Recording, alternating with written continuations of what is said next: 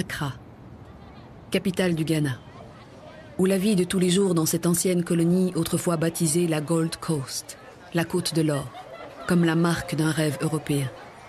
Celui d'un pays aux ressources aurifères innombrables qui finalement se révélèrent bien décevantes.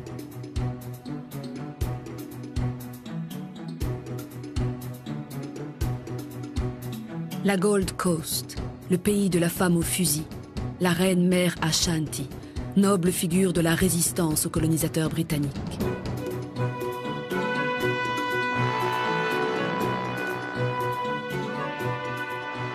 Ces musiciens de bronze, à Accra, songent-ils à leur héroïque Queen Mother?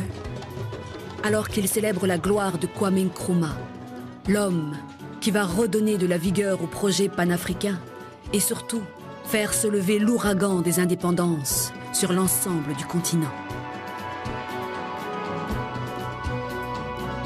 Forward then to independence. To independence now. Tomorrow, the United States of Africa.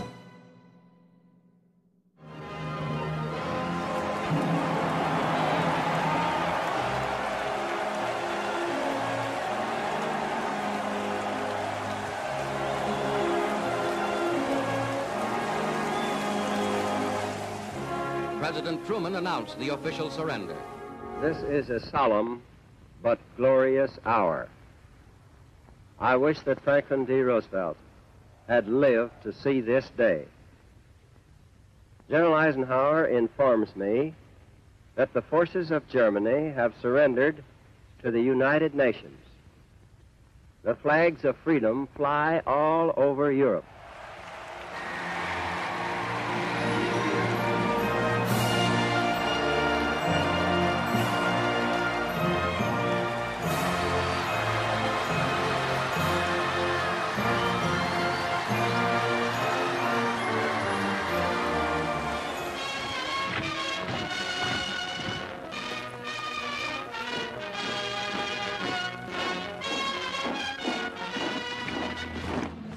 Le même jour, un autre défilé de la victoire tourne à la tragédie.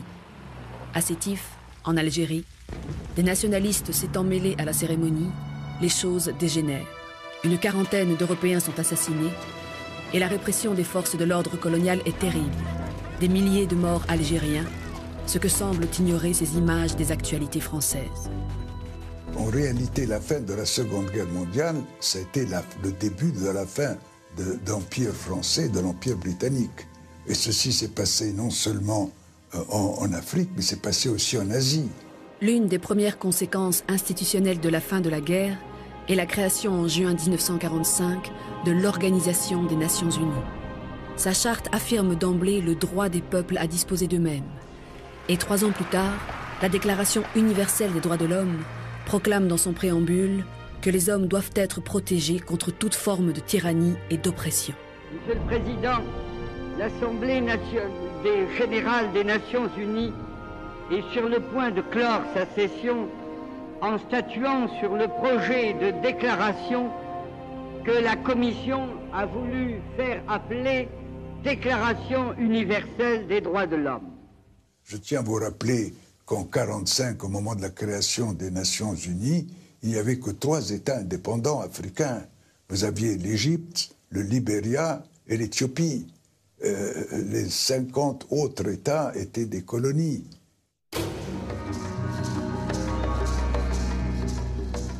Au lendemain de la guerre, la carte politique de l'Afrique est inchangée, ou presque, bien calée dans ses frontières artificielles. Mais ce qui a changé dans cette Afrique apparemment immuable, c'est la mentalité des Africains.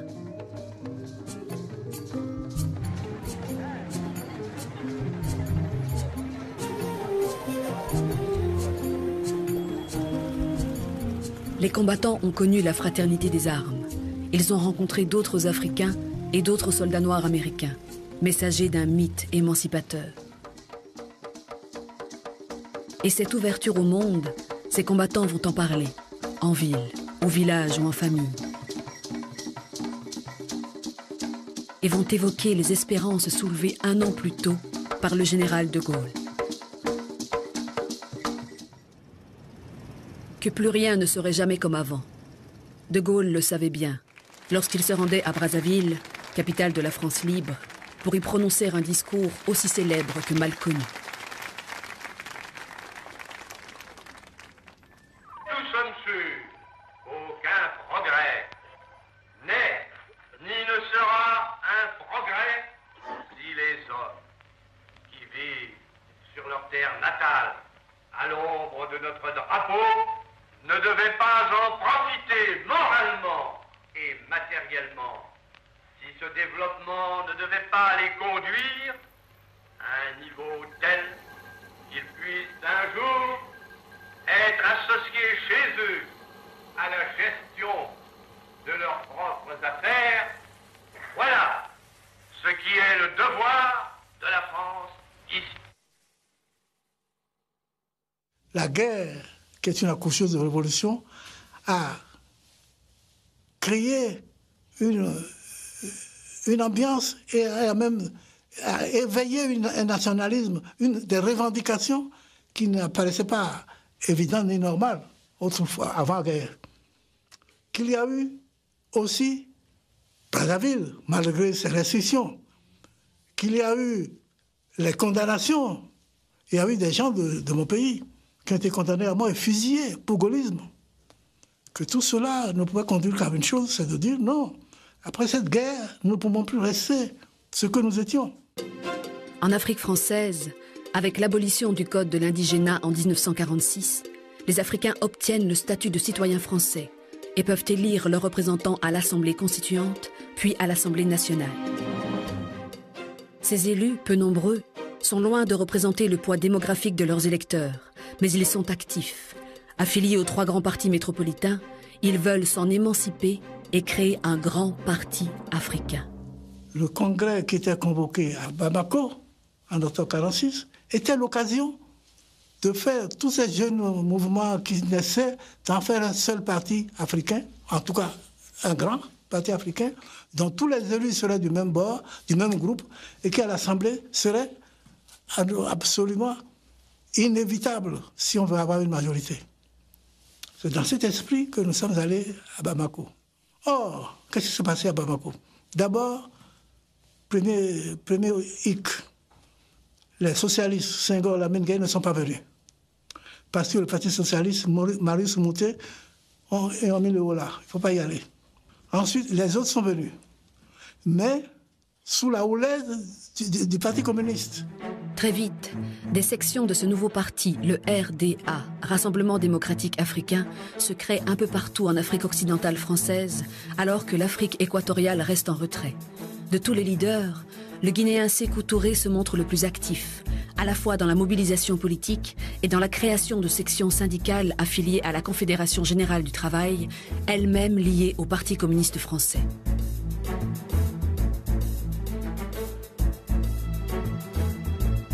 Le Camerounais Rouben Oumniobé est lui aussi une figure marquante de ces combattants de l'indépendance.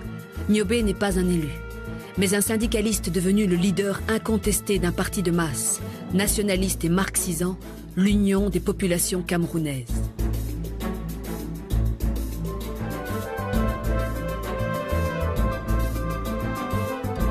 À la tribune des Nations Unies, il se fait le porte-parole de l'ambitieux programme de son parti. L'UPC a demandé à intervenir sur 3 questions.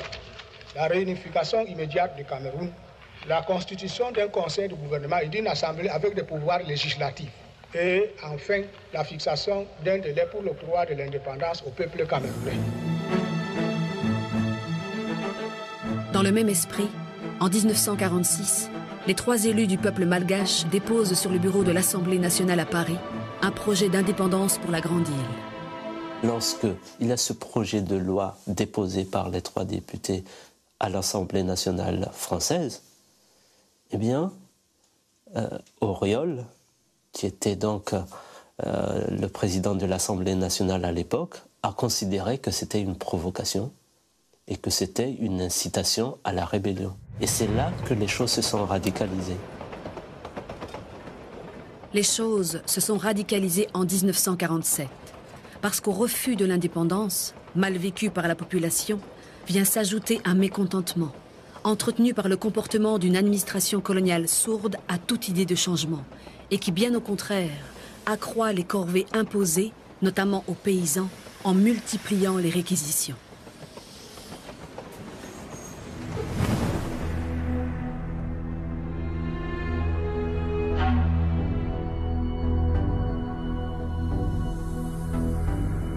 La rébellion éclate le 29 mars. Les rebelles prennent le camp de Moramang, prennent les armes, tuent des soldats français, notamment des tirailleurs, ce qu'on appelle les tirailleurs sénégalais. Et la réplique de l'armée française est immédiate.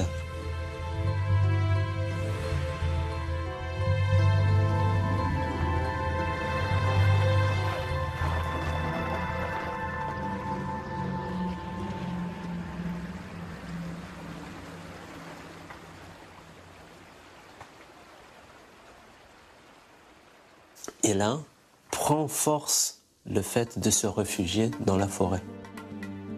Ce n'était pas simplement aller dans un lieu inaccessible à l'armée française, mais c'était aussi revenir à une certaine sacralité de la terre malgache. Et la forêt, à ce moment-là, devenait comme une sorte de matrice où cette notion de terre malgache devenait encore de plus en plus forte. Il y avait ce sacré qui pouvait même les préserver des balles. Beaucoup de ces rebelles allaient au front avec juste ici un point rouge de la terre qu'on prend et puis qu'on met ici, et aussi avec quelques amulettes qu'ils vont mettre sur leur poitrine, et de se dire que il leur suffit de dire Ran, Ran, et les balles se transforment en eau. L'armée française a compris que si les armes ne pouvaient pas venir à bout de ces talismans, ou de ces rebelles plutôt, il faut prendre le symbole. Et c'est ainsi que les maîtres de talismans, des hommes, des devins guérisseurs, ont été attrapés par l'armée française et jetés vivants des avions. Jetés vivants des avions. Et c'était une sorte de guerre psychologique, mais aussi une manière de dire que on a compris votre culture et on détruit votre culture. Dans les 4 mois précédant la soumission de tous les rebelles, s'ouvre en juillet 1947 le procès des députés malgaches. Ils sont accusés, sans preuve, d'être les instigateurs d'une révolte qui aurait fait, selon la majorité des historiens, de 30 à 40 000 morts. Ce procès provoque en France des réactions contrastées. Discours colonialiste contre élan de solidarité.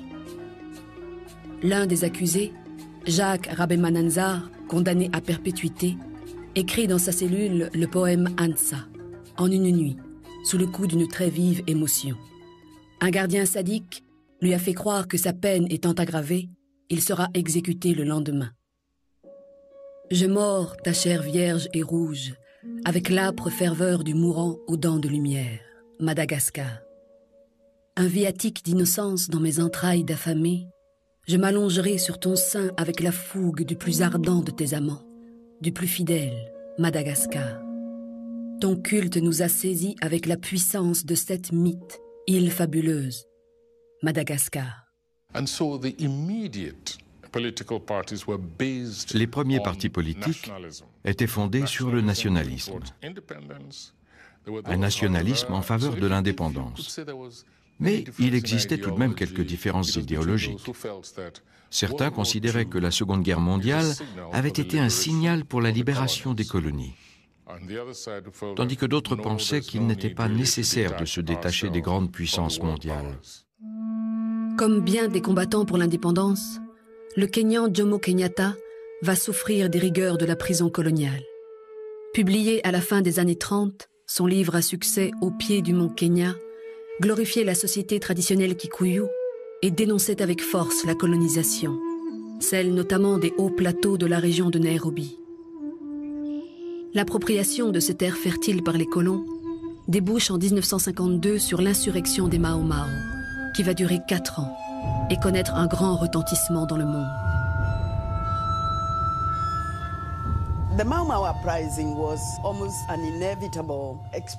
La révolte des Mao Mao fut inéluctable, principalement pour les Kikuyu,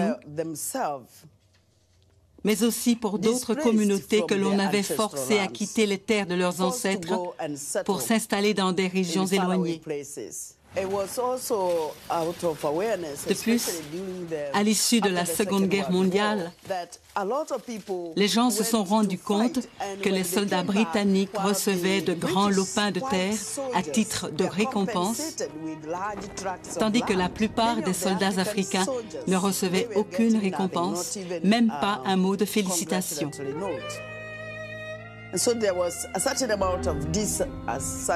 Le sentiment de mécontentement était tel parmi les jeunes hommes, et surtout ceux qui revenaient de la guerre, qu'ils se sont organisés pour reconquérir leur liberté. Mais dans une large mesure, toute cette agitation visait surtout à ce qu'on leur rende leur terre.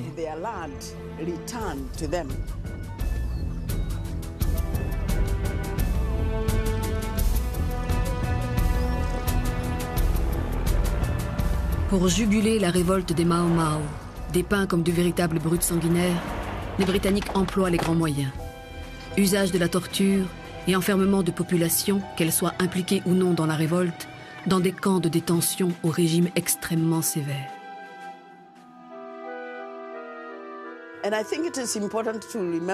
Il est important de se rappeler que la communauté Kikuyu a fini par se diviser en deux.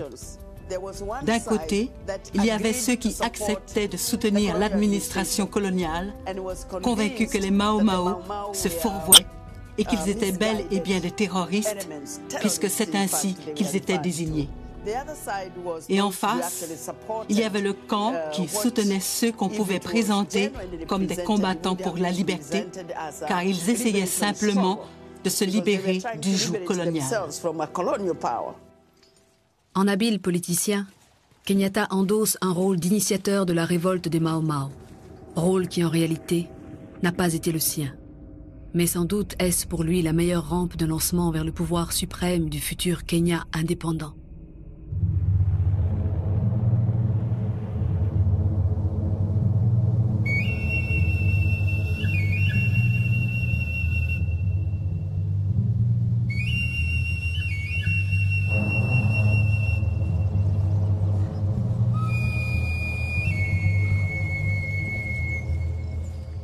À la même époque, alors que la guerre d'Indochine s'achève par la défaite de la France, éclate la guerre d'Algérie. Comme en Indochine, les soldats noirs recrutés de force ou engagés volontaires sont en nombre du côté français. Cet exemple algérien, de nombreux mouvements d'émancipation dans toute l'Afrique s'en inspireront. Et une fois indépendante, l'Algérie deviendra une place forte du mouvement tiers-mondiste. Autre influence, celle de Gamal Abdel Nasser, le chef de l'État égyptien, qui avait déjà fait un geste de grande portée, la nationalisation du canal de Suez.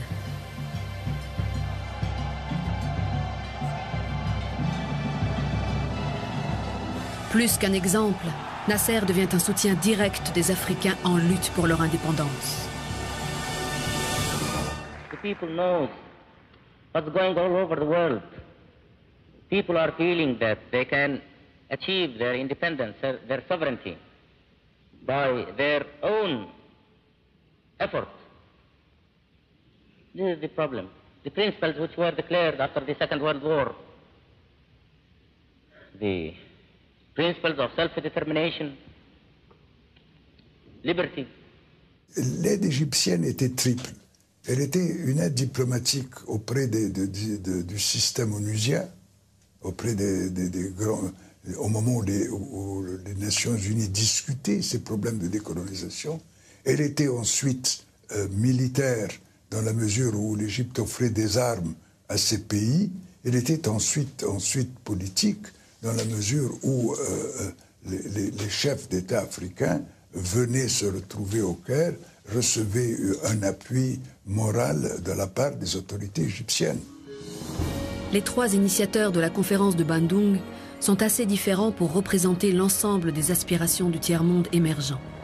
Il y a l'hôte de la conférence, l'Indonésien Sukarno, qui met en avant les 5 principes de l'Indonésie indépendante, le communiste chinois Zhou Enlai, qui voit dans cette rencontre l'occasion de se démarquer de l'URSS, et enfin l'Indien Nehru, adepte intransigeant du non-alignement et d'un socialisme spécifique à son pays. L'Afrique y fait une apparition remarquée avec ses délégués venus de la Gold Coast et du Tanganyika, et surtout par la présence de Nasser.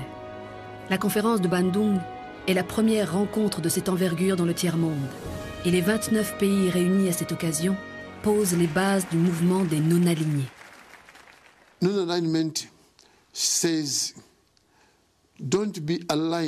principe du non-alignement, c'est de ne pas se soumettre aux puissances qui divisent le genre humain. C'est d'être toujours en position de défendre ce qui vous paraît juste et non ce que les autres pensent être juste. C'est de ne pas s'impliquer dans leur guerre. C'est pourquoi je vois le non-alignement comme un grand mouvement d'union des forces de paix. De son côté, le Congrès des écrivains et artistes noirs de Paris réunit à la Sorbonne en septembre 1956 des célébrités intellectuelles et artistiques venues de toutes les parties du monde. On a dit de cet événement que c'était un bandung culturel. C'est sans doute vrai, en ce qu'il s'agissait de faire exactement la même chose pour le monde culturel et littéraire ou artistique. Et l'organisation de ce congrès en délégation ressemblait assez étrangement à celui des non-alignés. Le respect des pays alors que ceux-ci ne sont pas encore indépendants. La première indépendance, c'est celle du Ghana qui n'intervient qu'un an plus tard, en 1957, le montre très bien. Faire venir un certain nombre d'intellectuels en les regroupant par pays supposait que les pays existaient déjà sur le plan culturel, même s'ils n'existaient pas encore sur le plan politique. Et je crois qu'il y avait là une sorte de défi à la structuration des sociétés coloniales en faisant émerger sur le plan politique des États et des nations, là où, jusque-là, ces États et ces nations n'avaient pas encore cours.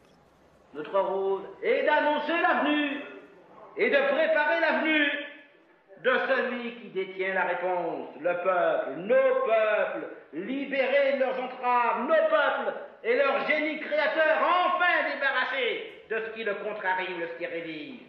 Nous sommes là pour dire et pour réclamer, donner la parole au peuple noir, laisser entrer les peuples noirs sur la grande scène de l'histoire.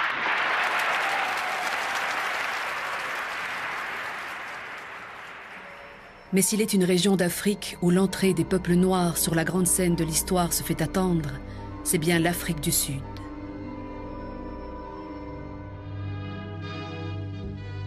Kijk, is de Afrikaner. Mijn verhaal is het verhaal van een nieuwe volk, met een nieuwe taal. Les élections de 1948 voient le succès du Parti national, derrière lequel s'est rangée la communauté afrikaner. Ce parti, fort de sa victoire, va donner à la ségrégation son visage institutionnel, l'apartheid. Un certain nombre de lois importantes sont adoptées, mais ce ne sont pas encore les lois extrêmes du futur apartheid. En fait, on renforce par touche les lois ségrégationnistes déjà existantes. Cela n'est pas surprenant puisque l'exode rural des Noirs a nui davantage aux agriculteurs afrikaners qu'aux anglophones blancs.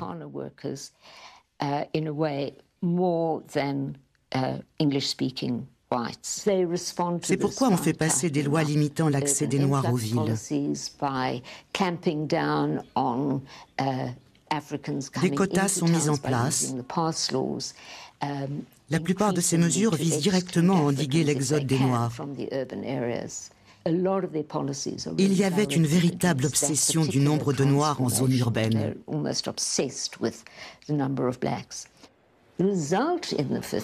Dans les années 50, cela a entraîné des troubles très importants.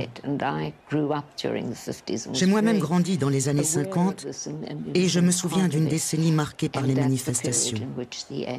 C'est à cette époque que l'ANC s'est imposée en tant que grand mouvement populaire. C'était une période pleine de promesses.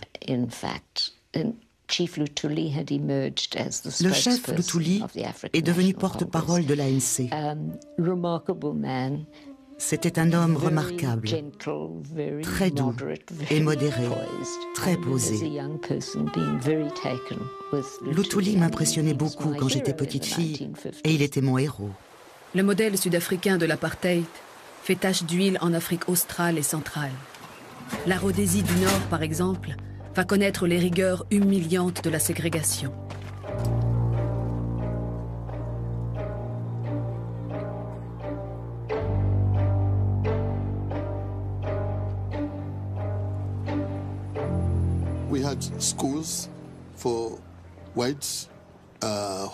Il y avait des écoles pour blancs, des hôpitaux pour blancs et même des magasins réservés aux blancs. Pour acheter quelque chose, vous deviez le faire par une lucarne, tandis que les blancs pouvaient entrer dans le magasin. Voilà contre quoi j'ai lutté. Un jour, j'ai voulu leur donner une leçon. Je suis allé dans un magasin et j'ai demandé à acheter une bicyclette. Ils m'ont dit, « D'accord, vous n'avez qu'à payer et on vous la donne. » Mais ils voulaient la faire passer par la porte. Et j'ai dit, « Non, faites-la passer par la lucarne. C'est comme ça que je récupère mes achats, ma nourriture, mes médicaments. Je récupère tout par la lucarne. » Kenneth Kaunda est inspiré dans son action politique et son comportement de tous les jours par les préceptes que Gandhi a enseignés à la communauté indienne d'Afrique du Sud. Non-violence, désobéissance civile et résistance passive. C'est ainsi que Kaunda pourra affronter les geôles du colonisateur britannique, ce qui lui vaudra le surnom de Gandhi africain. Je suis allé plusieurs fois en prison. Et voilà comment, par exemple, j'ai arrêté de boire du thé. J'aimais beaucoup le thé. Mais je savais qu'on allait m'emprisonner car je défiais les lois injustes de l'apartheid. Je me suis dit qu'en prison, je ne pourrais pas boire de thé. Et cela risquait d'affecter ma détermination à lutter pour l'indépendance. Alors, j'ai arrêté d'en boire avant d'aller en prison. Le 23 juillet 1953, j'en ai bu 6 tasses d'affilée. Et puis, c'était fini. C'est la dernière fois que j'ai bu du thé.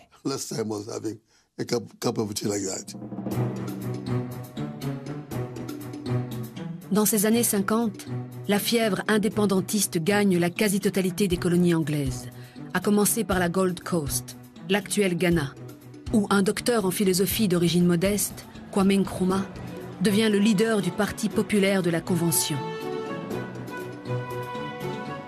Nkrumah est l'un des tenants de l'indépendance tout de suite.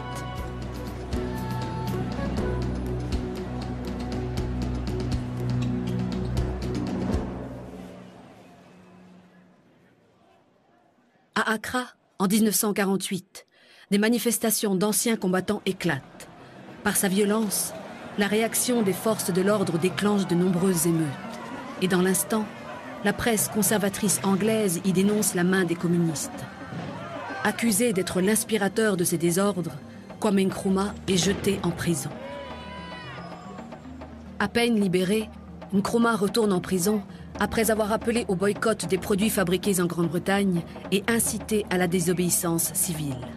Mais il demeure plus que jamais aux yeux du peuple le héros de la lutte pour l'indépendance.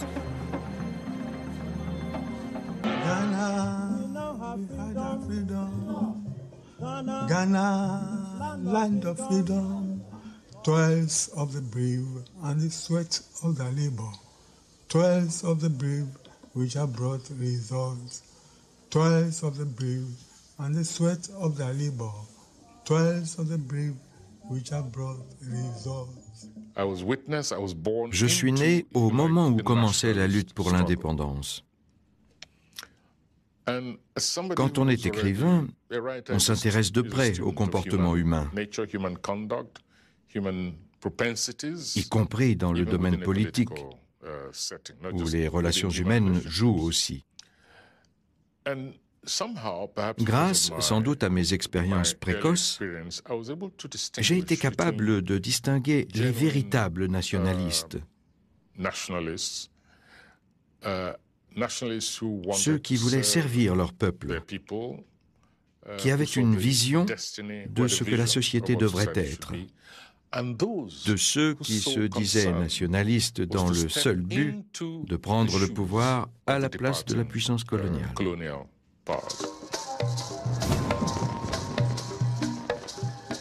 Dans les 7 années qui suivent l'indépendance du Ghana, vient l'heure de l'indépendance pour le Nigeria, le Tanganyika et le Kenya, dont les principaux responsables conserveront un lien plus ou moins fort avec l'ancienne puissance coloniale. En Rhodésie du Nord, qui devient la Zambie, son premier président, Kenneth Kaunda, incarne, comme Kwame Nkrumah, la rupture avec la tutelle britannique.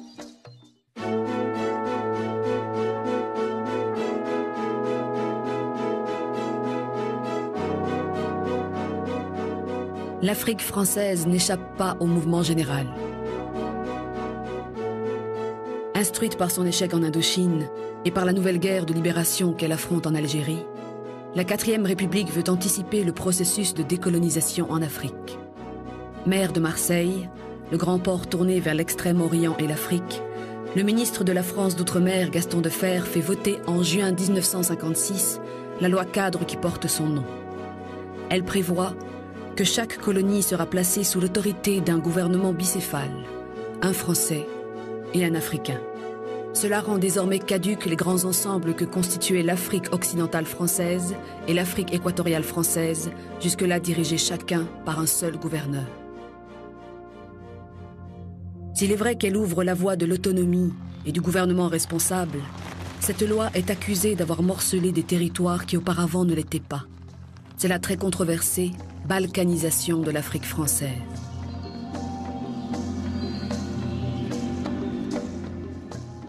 Nous voulions cette loi cadre, mais sans la balkanisation, nous voulions un exécutif fédéral qui existait.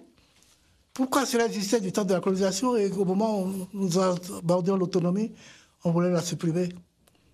Il y avait du Machiavel là-dedans. Ça me paraît évident. On a beau s'en défendre, on ne cessera pas, on ne m'empêchera pas de croire qu'il y avait là-dedans un petit calcul un peu mesquin et dont les conséquences sont quand même graves. Vous voyez tout le mal qu'on se donne aujourd'hui pour essayer de faire l'intégration. Nous étions ensemble. Nous avions une assemblée fédérale, le gouvernement général était là, gouverner ensemble. Nous avons une même culture. Nous nous fréquentons, nous nous connaissions. Et subitement, au moment d'avoir de l'autonomie, chacun pour soi. Et comme les nationalistes viennent vite, chacun a préféré être le premier à Cotonou plutôt que le 6e à Dakar. Quelle sottise! Premier à Cotonou, de quoi? Quand on est premier de rien, on n'est pas premier, on n'est rien.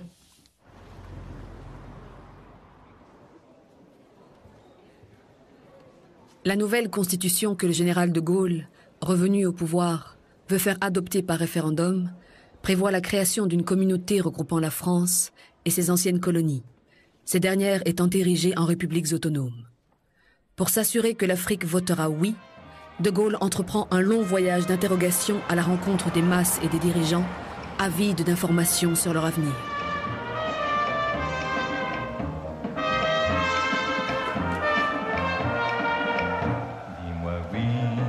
Dis-moi oui ou non, mais si c'est oui, c'est vraiment très bon. À choisir entre oui et non, vaut mieux oui que non.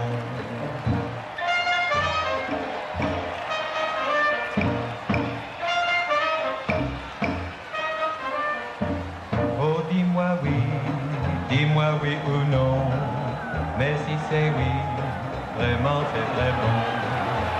À choisir entre oui et non, vaut mieux oui que non. L'intérêt supérieur de notre chère Côte d'Ivoire, inséparable de celui de la métropole, veut, pour qu'elle soit féconde, et durable que notre association repose sur l'égalité absolue des droits et des devoirs, sur l'amitié sincère et sur la fraternité.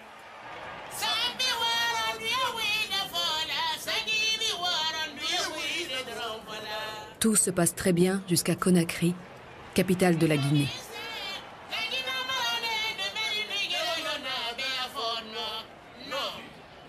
Notre option fondamentale, qui à elle seule conditionne les différents choix que nous allons effectuer, réside dans la décolonisation intégrale de l'Afrique, ses hommes, son économie, son organisation administrative. Nous disons non de manière catégorique à tout aménagement du régime colonial et à tout esprit paternaliste. C'est donc de fort méchante humeur que le général de Gaulle arrive à Dakar, dernière étape de sa tournée dans l'Afrique subsaharienne. Et là, autre mauvaise surprise, les deux principaux dirigeants du mouvement national, Léopold Sédar Senghor et Mamadou Dia, sont absents. Je m'étonne qu'on stigmatise l'absence de Senghor. Je le rappelle, Senghor n'avait aucune responsabilité exécutive. C'était certes le premier homme politique du Sénégal, mais il n'avait aucune responsabilité exécutive. C'est Mamadou Dia qui était en charge de l'exécutif.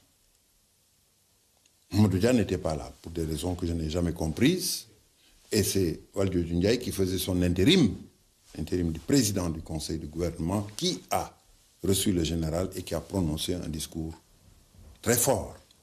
La politique du Sénégal, clairement définie, s'est fixé 3 objectifs qui sont dans l'ordre où elle veut les atteindre. L'indépendance, l'unité africaine et la confédération. C'est dire, et nous ne devons pas nous le dissimuler, que ce que nous avons pu jusqu'ici savoir des avant-projets constitutionnels ne nous laisse pas sans inquiétude, ni même sans angoisse. Une inquiétude et une angoisse qui se manifestent bruyamment sur la future place de l'indépendance.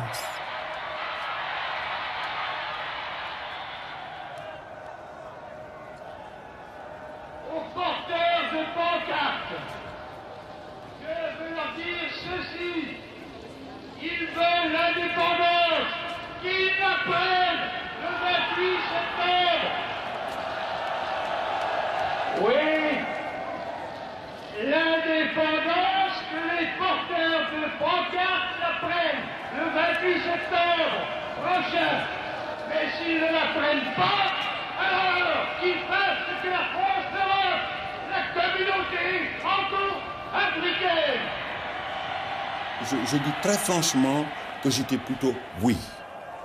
Parce que je considérais que cette indépendance, on devait la préparer. Et 2 années plus tard, on a eu cette indépendance d'ailleurs. Je ne crois pas que les hommes politiques sénégalais étaient généralement, pour la plupart, pour le oui. Et même ceux qui avaient la tentation, certains qui avaient la tentation de dire non, savaient qu'ils auraient été désavoués par la population. Et je crois que tous les chefs religieux en particulier, dont le rôle est important dans un pays comme le Sénégal, étaient contre le non. Pour l'Afrique noire, un seul territoire, la Guinée, a voté contre la Constitution et a choisi la sécession.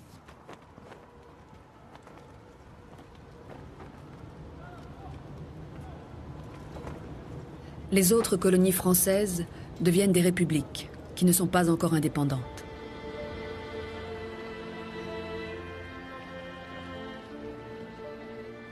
Contrairement à la Côte d'Ivoire de Fouette-Boigny, qui peut compter sur ses propres richesses et refuse que son pays devienne la vache à lait d'autres territoires africains, des républiques souhaitent s'unir en fédération afin d'arriver plus fortes à l'indépendance. Ainsi, Barthélemy Boganda promis à devenir président de l'Oubangui-Chari, avance un projet de république centrafricaine élargi à 4 pays. Lorsque Bokanda a envoyé une délégation à Libreville pour préconiser, présenter la République centrafricaine, ils n'ont pas été autorisés à fouler du pied le sol gabonais. On leur a dit, restez dans l'avion et repartez, nous ne voulons pas de votre République centrafricaine. Vous voyez, ils étaient farouchement opposés. Et je le vois encore, nous voulons faire notre petit Gabon. Le geste, notre petit Gabon.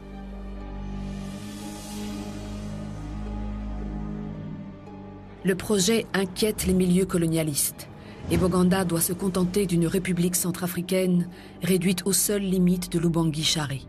République qui n'aura même pas le bonheur de voir accéder à l'indépendance.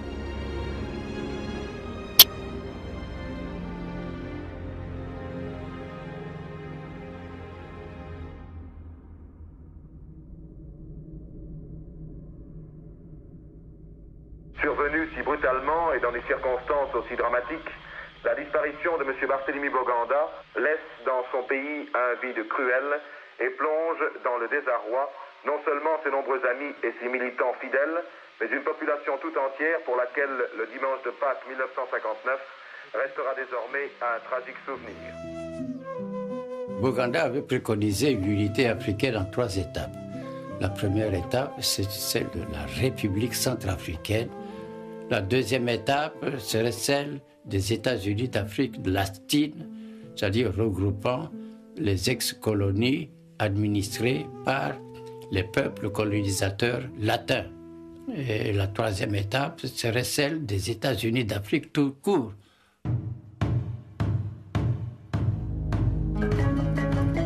Autre projet de regroupement, celui de la Fédération du Mali en 1959.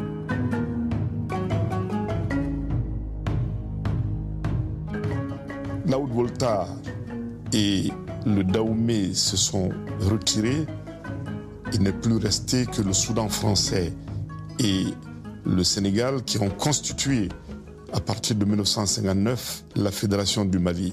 Le nom Mali, c'était un souvenir du glorieux empire du Mali. Parce que et le Sénégal, et le Mali, et même les autres, quelque peu, étaient sur l'aire que l'empire du Mali avait occupé. Le Mali, c'est l'ensemble, c'est le Soudan et le Sénégal, quoi. Est-ce qu'ils sont faits pour s'entendre ensemble? Oui, très bien, alors. Ils sont faits pour s'entendre. Oui. Emportée par la rivalité de ses leaders et le poids des expériences politiques, cette fédération ne résistera que quelques mois. Le 20 août 1960, le Sénégal s'en retire. Il proclame le même jour son indépendance, imité 1 mois plus tard par le Soudan, rebaptisé Mali. À la base de l'éclatement de la Fédération du Mali, il y avait certainement des causes internes. Les hommes politiques sénégalais n'ont pas été bien marqués, n'ont pas été marqués autant que les Soudanais par la culture marxiste, par la culture communiste, même si cette culture ne leur était pas étrangère. Ces Mali, ce sont des RDA. Mais il ne faut pas exclure aussi que des questions de politique extérieure aient pu jouer. Le Soudan était très engagé aux côtés des Algériens dans la lutte de libération nationale. Vous savez, le territoire soudanais à l'époque a servi de base de repli au FLN. C'était un problème par rapport au Sénégal. Nous avions, par rapport à la Chine populaire de l'époque, parce que dès octobre 1960, le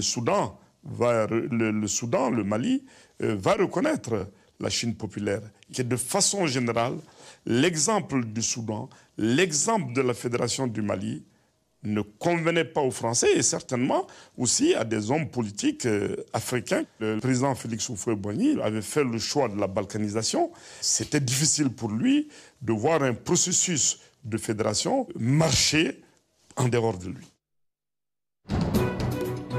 C'est donc affaibli par leur morcellement que les colonies de l'Afrique française vont accéder à l'indépendance.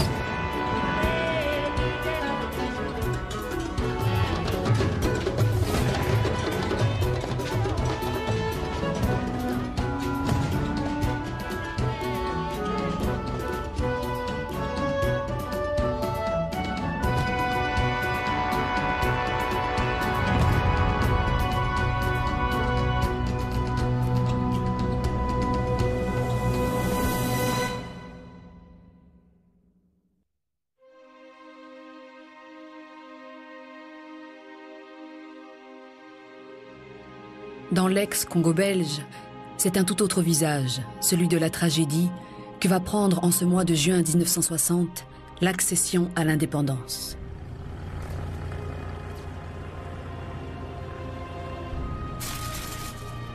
Lorsque le roi des Belges, Baudouin Ier, arrive à Léopoldville pour consacrer l'indépendance, il est accueilli par le président Kasavubu et le premier ministre Patrice Lumumba.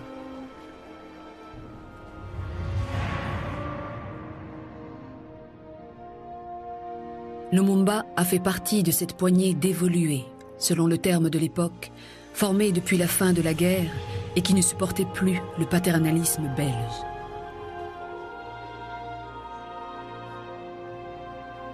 C'est pour accélérer le changement politique que Lumumba a créé le mouvement national congolais en 1958.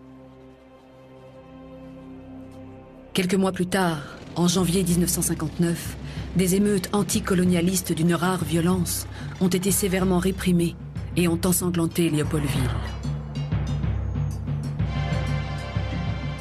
Tenu pour responsable de l'agitation nationaliste, Patrice Lumumba a été emprisonné puis libéré par l'intervention de ses partisans, qui ont exigé sa présence à une conférence dite de la table ronde que les Belges ont organisée dans la précipitation pour préparer l'indépendance. Des élections ont eu lieu et à défaut d'une majorité franche pour un seul parti, il a fallu recourir à des coalitions. À une semaine de l'indépendance, Joseph Kasavubu a été élu président de la République et Patrice Lumumba, Premier ministre. On ne saurait imaginer un attelage plus mal assorti.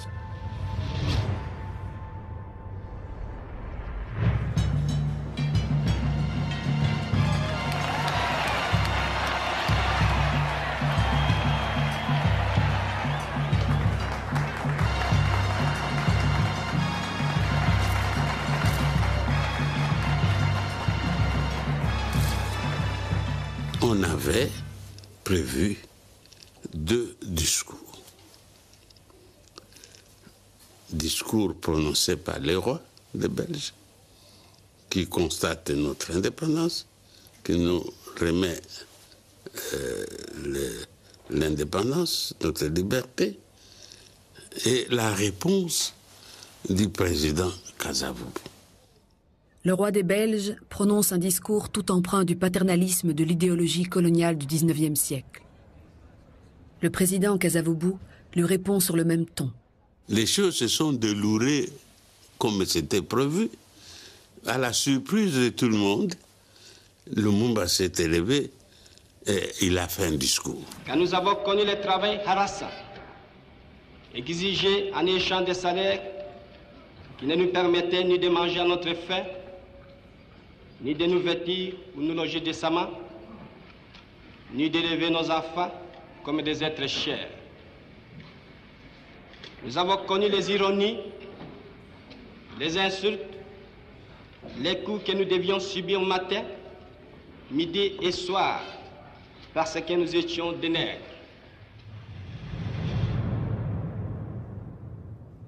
C'était un incident diplomatique majeur.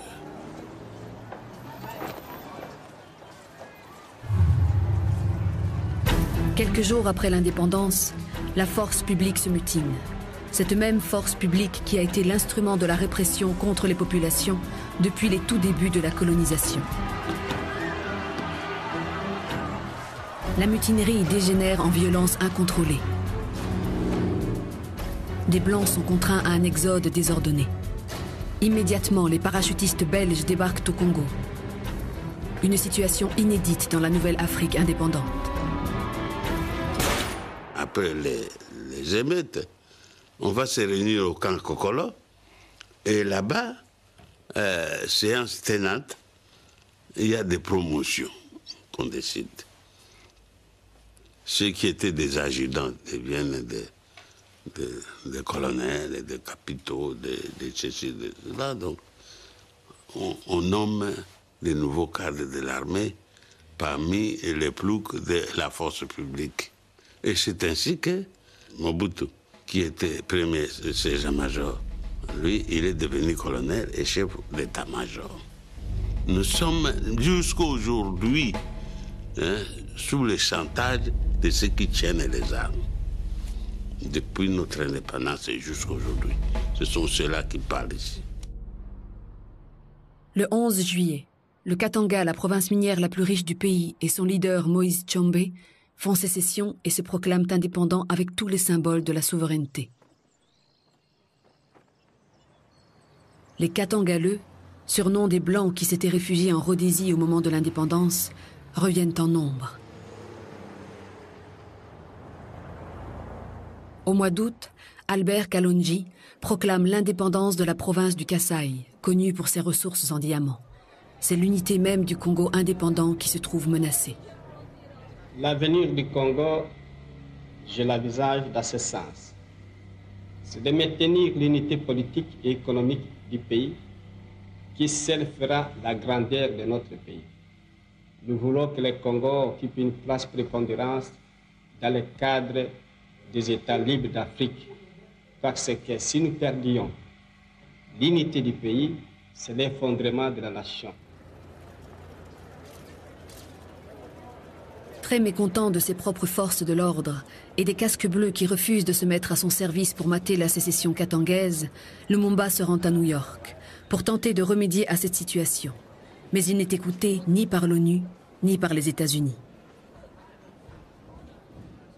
Le Premier ministre, ne pouvant compter que sur une armée nationale en gestation, peu équipée et divisée, sollicite le concours des démocraties populaires de l'Est.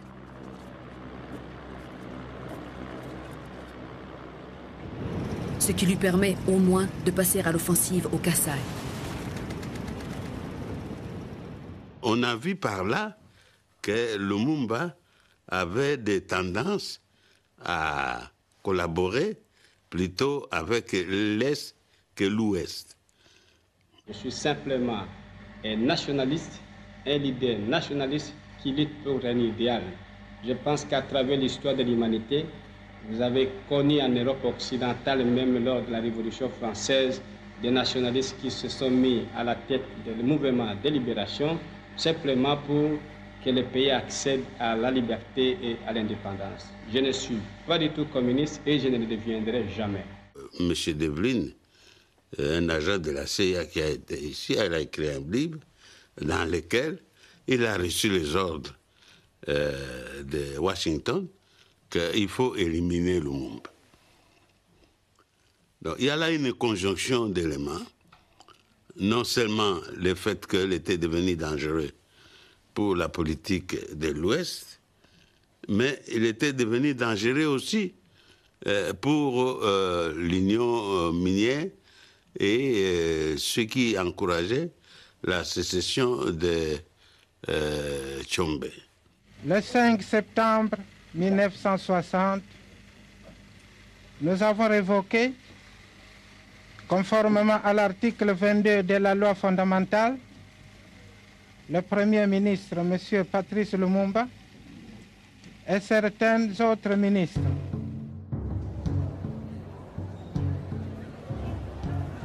Mais Patrice Lumumba, qui dispose de la majorité au Parlement, révoque à son tour le président Kasavubu. C'est un blocage total des institutions dont se saisit le chef de l'armée, le colonel Mobutu. Croyez-vous à une réconciliation prochaine? Moi, je suis franchement pour la réconciliation. Au besoin, l'armée l'imposera. Et l'armée l'impose. Le colonel Mobutu neutralise le président de la République et le Premier ministre. Mais le seul à être véritablement neutralisé, c'est bien Patrice Lumumba, toujours sous l'accusation d'être un communiste. Et d'ailleurs, Mobutu expulse les diplomates du bloc soviétique. Pour vous, les colonialistes, c'est les soviétiques. Mais le maître, ce sont les soviétiques, hein. Surtout le Khrouchtchev. Hein. Celui-là, c'est le fameux, celui qui est comme le président des colonialistes. Commence alors le calvaire du Premier ministre déchu et placé en résidence surveillée. Un calvaire avivé par toutes sortes de rumeurs, de compromissions et de trahisons. Ça a été un homme de confiance. Mobutu, il était mon secrétaire attaché au bureau de Bruxelles. Au moment de la formation du gouvernement, je l'ai fait venir ici. Je lui ai confié un poste important dans le gouvernement, secrétaire d'État à la présidence. Personnellement, je ne comprends pas son acte. Il a sa conscience. Pour l'observateur extérieur, il dit que je suis un perdant, mais au contraire, toute la campagne faite contre moi est interprétée par le peuple congolais comme une campagne contre le renversement du gouvernement, une campagne contre l'indépendance que nous venons de conquérir. Ayant réussi à s'échapper de sa résidence surveillée, Lumumba a tenté de gagner la province orientale contrôlée par ses partisans. Mais il est arrêté le 1er décembre avec ses 2 compagnons, Maurice Polo et Joseph Okito. Aucune humiliation ne sera épargnée à Lumumba. Les soldats de l'ancienne force publique coloniale, dont il avait voulu faire une véritable armée nationale, ces soldats se montrent particulièrement odieux à son égard. On le met en prison dans les camps militaires de Tazeville, aujourd'hui Mazangungu, et là, il va être transféré, n'est-ce pas, à Lubumbashi, par la décision de Mobutu. Je crois qu'ils étaient dans l'attente avec les gens de Katanga, qu'on dit là et là-bas, au moins il sera moins dangereux parce qu'ils commençaient déjà à soulever les troupes à partir de Tazeville.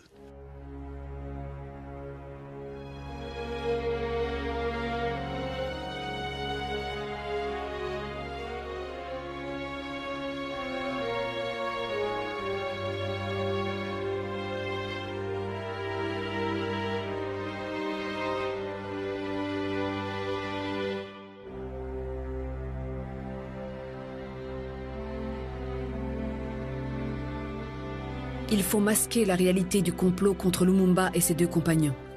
Des rumeurs fantaisistes circulent et des certificats de décès falsifiés tendant à accréditer une mort accidentelle le 9 février, alors que l'assassinat, lui, s'est bien produit le 17 janvier 1961. Ce sont les Belges qui l'ont assassiné. Suivant l'enquête, n'est-ce pas, menée par le Parlement belge, bon, ces gens ont avoué qu'ils ont pris Lumumba, eh bien, ils l'ont tué, ils l'ont dépecé, lui et ses compagnons, au Quito et un Polo, et ils les ont jetés dans une cuve d'acide sulfurique.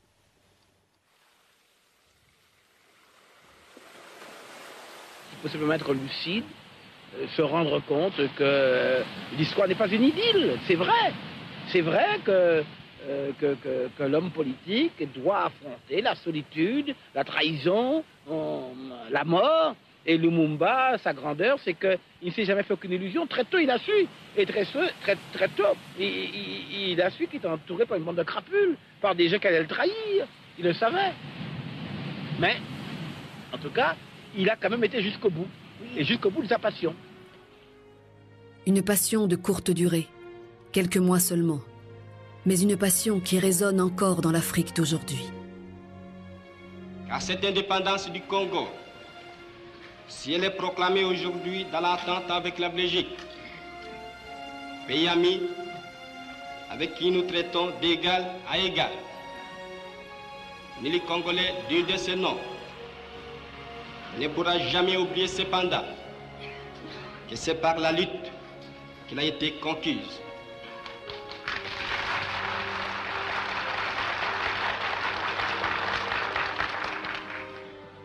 Une élite de tous les jours,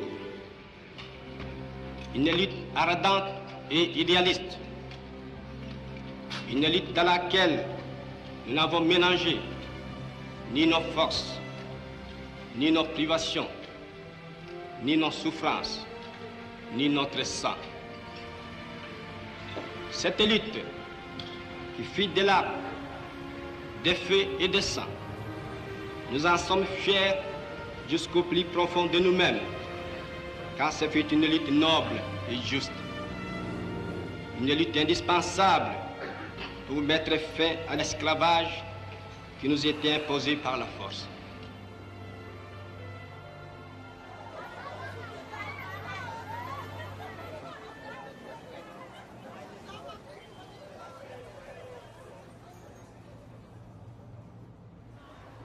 L'assassinat de Lumumba provoque une vague de protestations à travers le monde. Les ambassades de Belgique sont attaquées par des manifestants en colère. À New York, la maison de verre, siège de l'ONU, est envahie par un groupe de Noirs américains dont Lumumba était devenu l'un des héros de l'Afrique indépendante.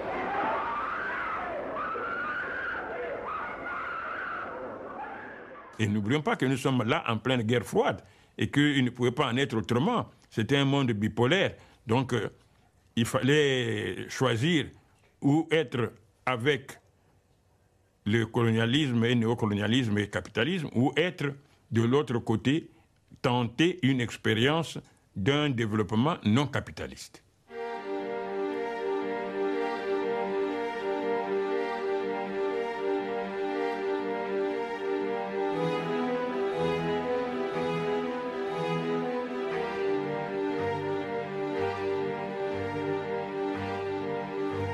Au contraire de l'Afrique dite modérée et pro-occidentale, les dirigeants de l'autre Afrique, l'Afrique progressiste, penchent ouvertement vers les États communistes.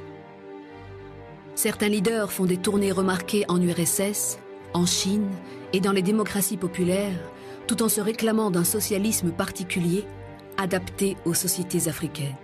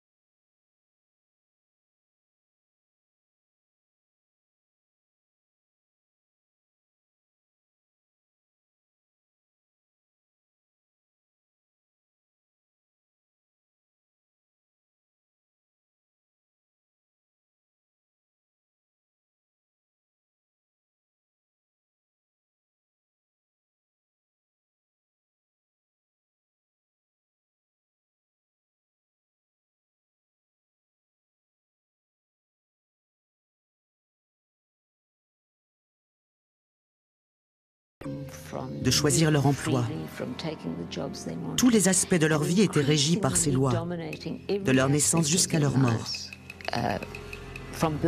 On décidait des écoles où ils pouvaient aller, des endroits où ils pouvaient naître, où ils pouvaient être enterrés, l'éducation à laquelle ils pouvaient prétendre.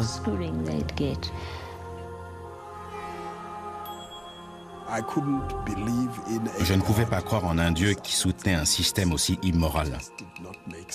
Ça n'avait pas de sens. Le système était d'une brutalité insupportable. Vers le milieu des années 60, une des sœurs de ma mère est tombée gravement malade. Elle avait subi 7 interventions, une césarienne pour chacun de ses enfants. Elle était très mal en point et devait être hospitalisée à Johannesburg. Elle s'est rendue chez nous, à Soweto, pour rejoindre l'hôpital le lendemain matin. Elle est arrivée chez nous dans la nuit et à 2 heures du matin, la police est venue l'arrêter parce qu'elle n'avait pas l'autorisation d'être là. On n'avait pas eu le temps de demander un permis. Ils l'ont laissée sur un sol en ciment jusqu'à 8 heures du matin, en attendant que le commissaire blanc arrive pour décider de son sort. Si vous aviez été dans cette maison et que vous aviez vu la façon dont ils l'ont traitée, la seule préoccupation de la police était de faire appliquer les règles de l'apartheid, plutôt que de courir après les vrais criminels. Alors vous auriez compris à quel point le système était maléfique. Et si on prenait sa foi au sérieux, on ne pouvait pas vivre avec ça.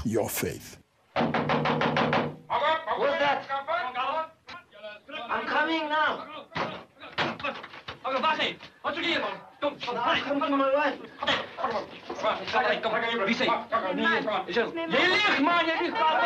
Wie zei? Waar is je permit? Wie zei? Waar is je permit? Nee, je ligt. Je doet net op je hoer, man. Pak je hoer uit. Waar is je permit? Kom, wees mee bij mij. Kom. Zet ik hier aan. Wil je zo? Kom nu terug. Kom even kijken, lekker die stukjes hoor. Wat?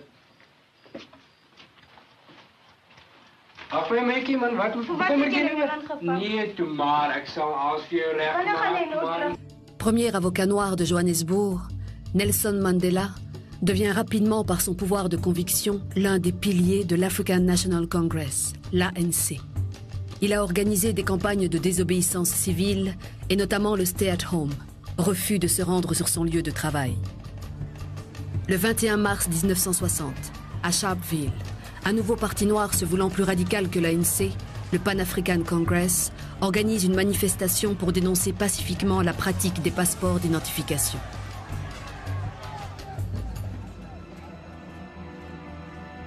La répression tourne au massacre.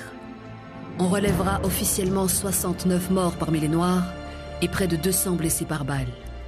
Face à l'aveuglement meurtrier du gouvernement raciste, l'heure a sonné de changer de stratégie.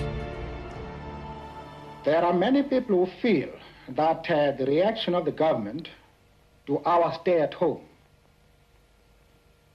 ordering a general mobilization, arming the white community, arresting 10,000s of Africans, the show of force throughout the country, notwithstanding our clear declaration that this campaign is being run on peaceful and non-violent lines, close the chapter as far as our methods of political struggle are concerned.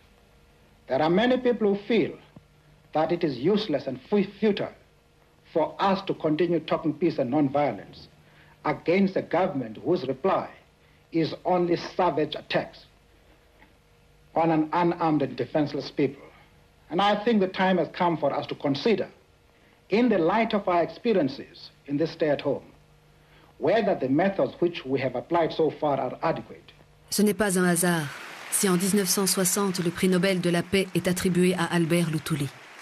Bouleversé comme Mandela par le massacre de Sharpeville, Luthuli a publiquement brûlé son passe. Il a été banni dans sa région natale et il faudra 1 an aux autorités sud-africaines pour lui permettre d'aller à Stockholm recevoir sa récompense. Quelques années plus tard, il a été tué accidentellement, a-t-on dit, sur un passage à niveau. Mais à ce jour, on ignore ce qui s'est vraiment passé.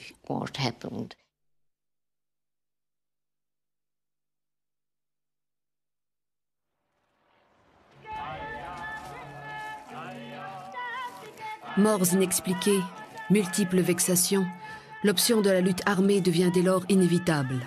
Une lutte très dure, acculée à la clandestinité et soutenue par les couches populaires. Elle mettra plusieurs dizaines d'années pour venir à bout de l'apartheid, mais ne manquera jamais de l'appui d'artistes qui mettent à son service leur notoriété et leur engagement.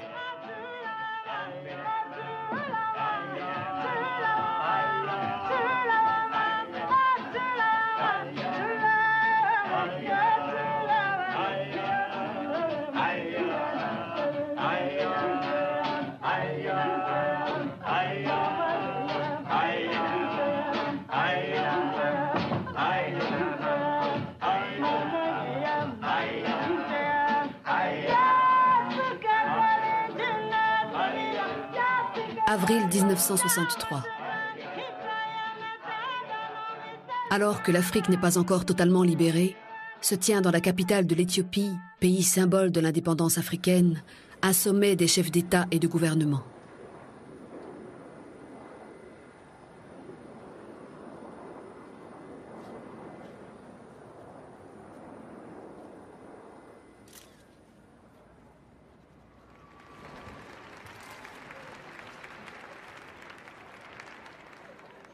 Ce sommet d'Addis Abeba va-t-il enfin concrétiser un projet panafricain qui vient de loin? Une première conférence panafricaine, organisée par des Noirs de la diaspora, s'était tenue à Londres, capitale de la plus grande puissance coloniale. C'était en 1900 déjà. Si vous regardez dans l'histoire, surtout dans l'histoire de la diaspora africaine, parce que c'est là où l'idée du panafricanisme est venue, c'est là où il y a eu ce besoin d'Afrique, plus fortement même que sur le continent qui était sous le joug colonial.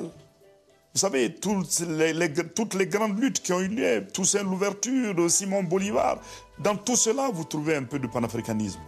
Le mouvement panafricain a été incarné par de fortes personnalités de la diaspora, tels que le philosophe libérien Edward Blyden, ou l'essayiste américain William Du Bois, combattant passionné de l'égalité des races, mais aussi le Jamaïcain Marcus Garvey, promoteur radical de la cause noire, ou encore le Dahoméen Tuvalu Wenu, créateur en France d'un mouvement radical pan-nègre. Sans oublier le journaliste communiste George Padmore, originaire de Trinidad. La conférence panafricaine de Manchester sera la dernière à se tenir en dehors du continent africain. Mais pour la première fois, les principaux ténors sont des Africains et non plus des Noirs d'Amérique ou des Caraïbes.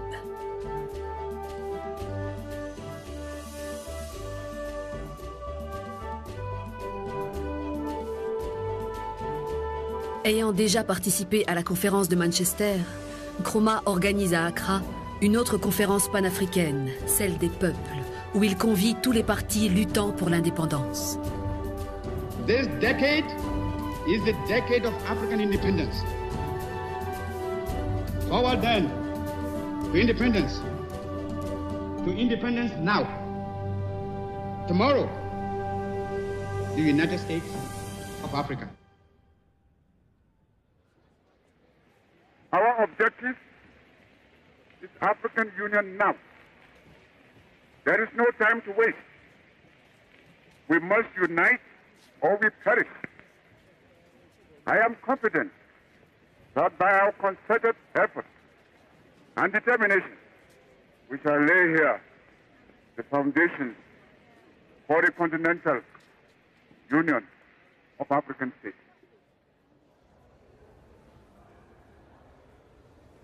Tous les acteurs du sommet d'Addis Abeba vont-ils accepter de dépasser leurs frontières nationales et de se soumettre à la tutelle d'un gouvernement continental? Réticents pour la majorité d'entre eux, ils trouvent finalement un accord. La souveraineté des États indépendants est maintenue. La lutte pour l'émancipation doit être poursuivie, ainsi que la marche vers l'unité du continent. Mais dans l'immédiat, c'est bien la balkanisation que dénonçaient les Lumumba, Sangor et Nyerere qui se trouve ainsi légitimée.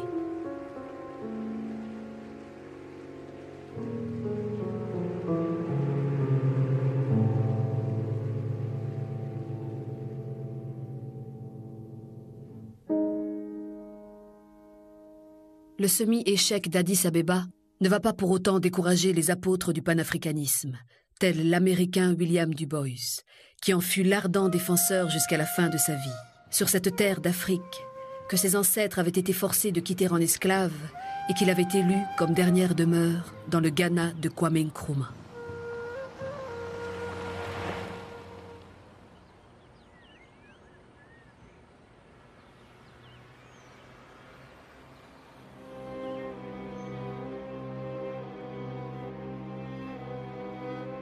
Mais après le déferlement joyeux des indépendances, c'est un vent contraire qui va se lever sur l'Afrique, celui des partis uniques, des coups d'État militaires et de dictateurs dont certains furent des figures héroïques de la décolonisation.